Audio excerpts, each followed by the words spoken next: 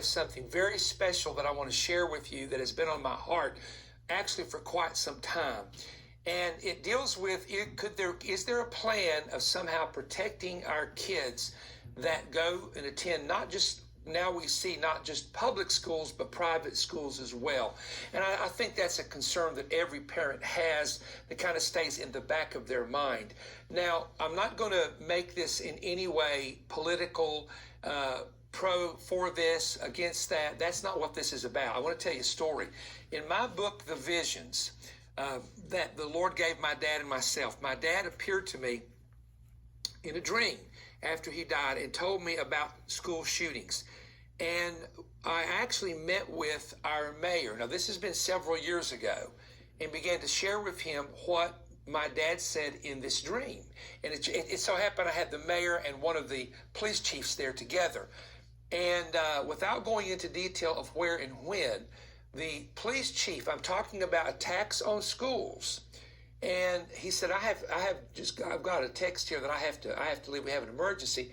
And so help me, that very day in Cleveland, Tennessee, there was a threat by may have been a drunk parent or belligerent parent at a school. Of course, nothing happened, and thank God nothing happened. And I began to ask the Lord, how in the world can you protect? Because one thing is, schools have a budget that is set by the city or the county.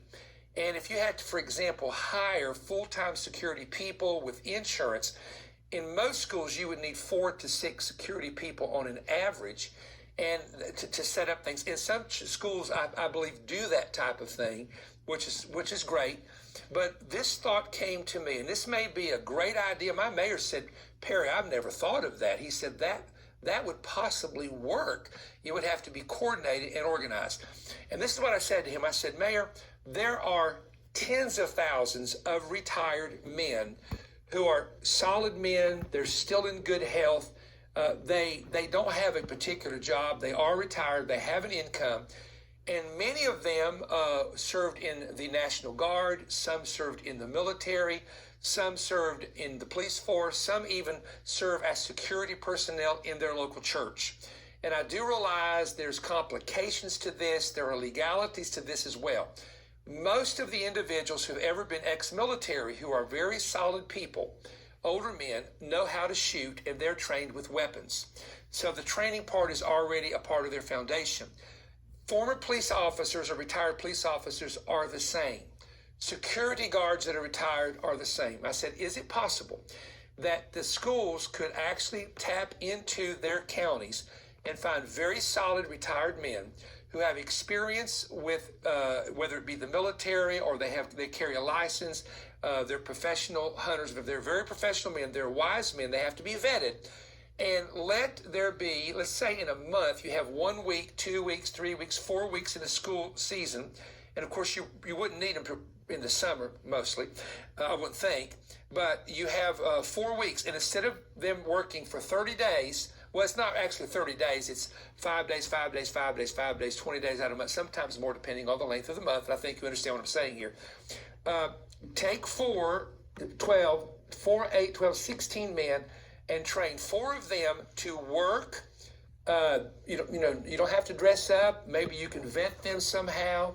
And again, there may be legalities to this. There may be state laws that prevent this. I don't know. But these would be men that would be set up with communications, set up in the school, that immediately if something began to happen, because they're plain closed, a shooter would not really know who they were. And I'm not saying that that's true in all cases, but they could actually come to the scene. Now, they may be risking their life in the event of an attack taking place, but they would be there to prevent an attack, because I read recently where one shooter at a school was going to attack another school, but knew that there were armed security people there and instead chose one that had no security at all.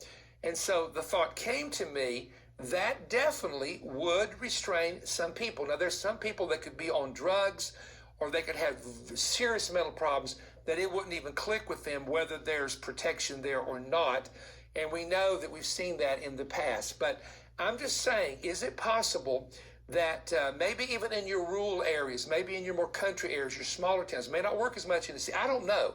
I'm not the expert. I only thought about this idea because one, you have men who have been trained, two, men with experience, number three, men that are retired, and you would use them 1 week out of a month. They would not be tied up, for the entire month, but one team would come in, your assignment is the first week of every month, your assignment is the second week, and just be there as a precautionary measure in the event of something taking place. And again, that have to be in health, that have to be well trained, that have to understand of course, the school and what is there. But I just think if they carry a legitimate licensed weapon, and they are trained, then I just personally think it has been proven by statistics that does restrain a percentage of people from attacking if they know there is somewhere security that could deal with the issue. And again, with some people, it may not make a difference in their life. I don't know as far as the person who's involved with a terrible attack.